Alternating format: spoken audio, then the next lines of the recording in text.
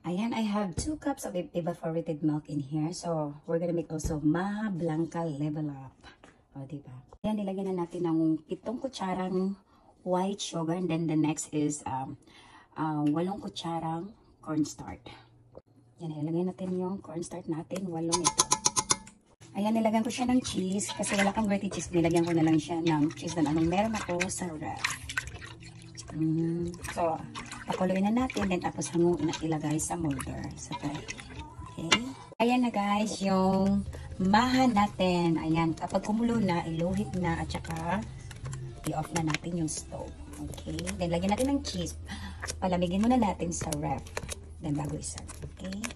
Ayan na yung finished product natin. Maha Blanca na simple lang ang ginagamit nating ingredients. O, diba? Thanks for watching. Ayan guys, gagawa tayo ulit ng dessert. So, naglagay ako dito ng 4 tablespoons of rice flour, then 2 tablespoons of cocoa powder, and 24 grams of unflavored gelatin. Okay? So, gagawa ulit tayo ng dessert. Ano kaya ito? Ayan. I just put 2 cups of water. O, unahin lang muna natin 2 cups ng water. At saka paghahaluin natin. Then, tapos isunod natin ang 2 pang cup na tubig para ma-will combine natin ito lahat. Ayan na. Gagawin lang natin ito para hindi tayo mahirapan sa pagtunaw sa mga dry ingredients na nilagay natin. Ayan, tunaw na sila.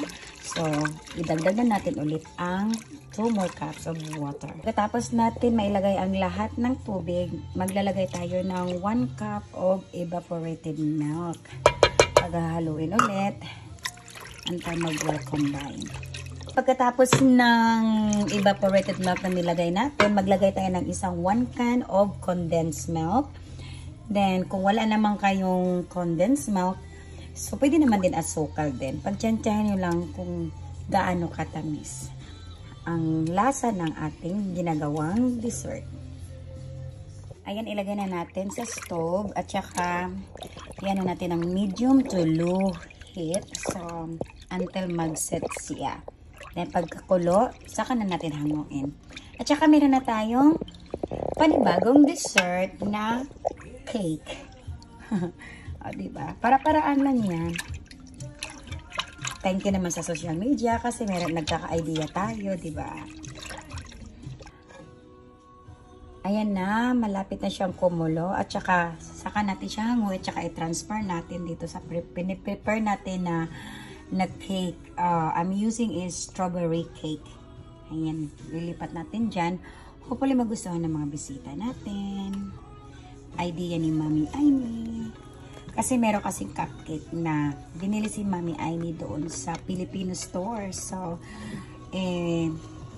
sabi ko may natira. Kaya sabi ko, gagamitin natin. O, diba? So, strawberry chocolate cupcakes. O, diba?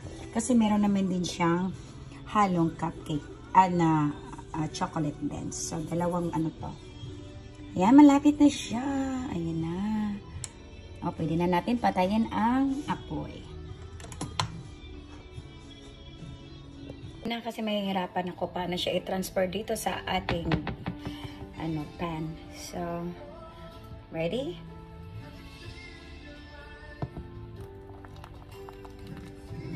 Ang init. Dito na lang. We have to be careful. Uy, marami pala to. Hindi siya magkasya. Is it? Magkasya ka. Ayan.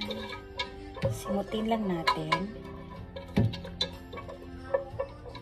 Then, tapos, alam niyo ba kung ano i-sprinkle ko dito? Siyempre, Milo, hindi Coco.